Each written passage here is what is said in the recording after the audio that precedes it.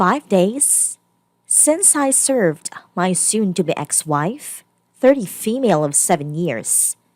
Now everyone is piling on me to talk to her.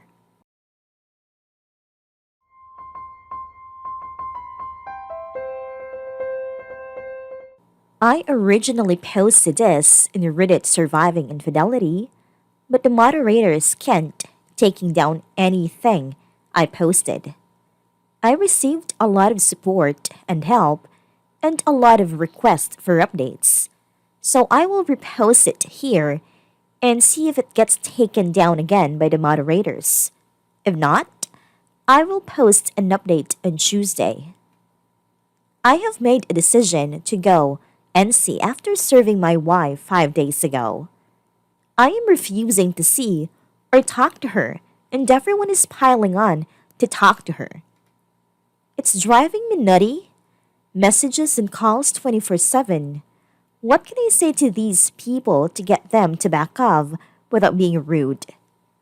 These are my friends, family, people I want to remain in contact with after the divorce is finalized. Some background: we dated from the age of 20 and married when she became pregnant with our son. Our marriage was great. We got another kid, a daughter 2 years after the first, and have had excellent intimacy, good communication, good finances. We owned our house, we had a cat, kids are well balanced and doing well. We were happy, or so I thought. Then about 4 months ago, my wife, let's call her Sue, came home from work gushing about this new manager they got. Let's call him Frank. I felt uneasy right away, like something was off. I smiled and asked a few questions, like if he was married, did he have kids, where did he live, etc. She tells me he is on his second marriage and have 4 kids in total. I was thinking this was probably a crush. I have had those. But they usually pass, so I decided to just wait. It would probably just go away. Over the next week, this would happen every day, and I got more and more uneasy. I decided I needed to see if something more was going on, so I told Sue that I get a virus alert on a home network and that I needed to update the virus software on her pad, her mobile, and her laptop. She has no skills whatsoever. She gave me her equipment and I installed remote monitoring software and key logging from the best online service I could find.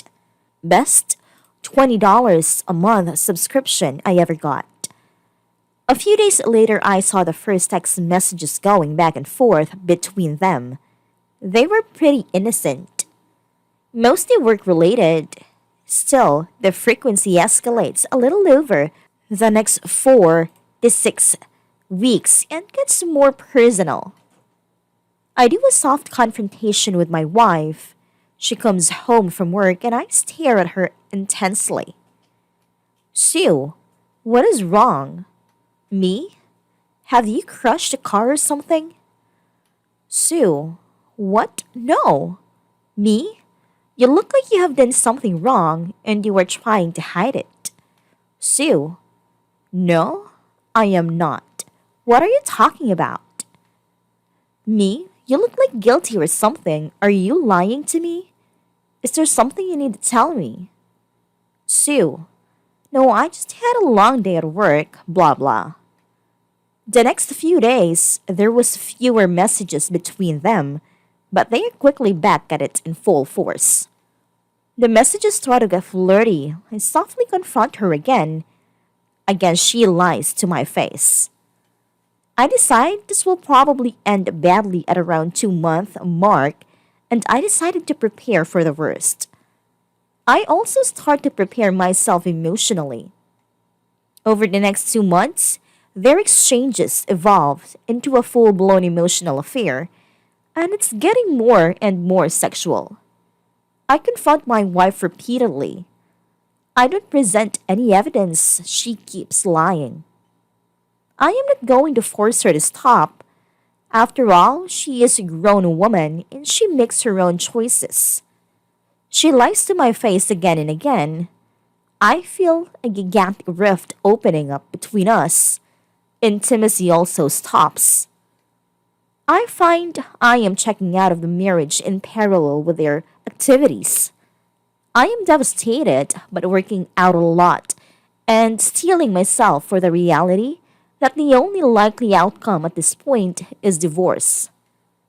I get a lawyer, I prepare the paperwork, and I even hire a guy to be on standby to serve her if and when I decided to pull the cord. Then I see the first messages where they plan to meet up.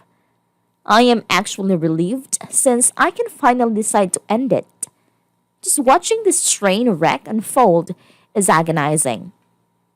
I rent a room on the same floor on the day they are planning to meet up, and I get my guy ready to serve her in the hotel. The day arrives, she lies and tells me she has to work overtime. I drive to the hotel and wait for her to arrive. Me and the guy I hired to serve her go up about 10 minutes after she gets into the elevator, and we go up to her floor.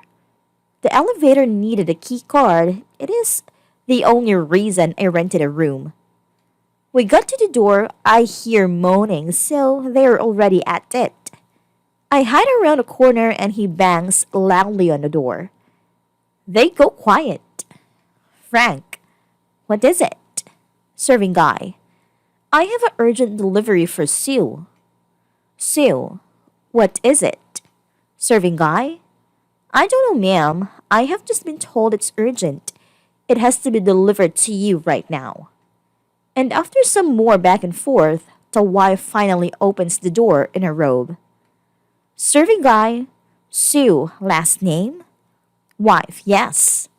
She gets the envelope and I pop out to sign the form. My wife sees me and just goes white. I sign the papers I need to sign and walk over to her. She doesn't move.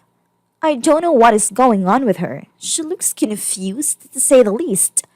Like, what she is seeing doesn't compute. I had prepared for this moment.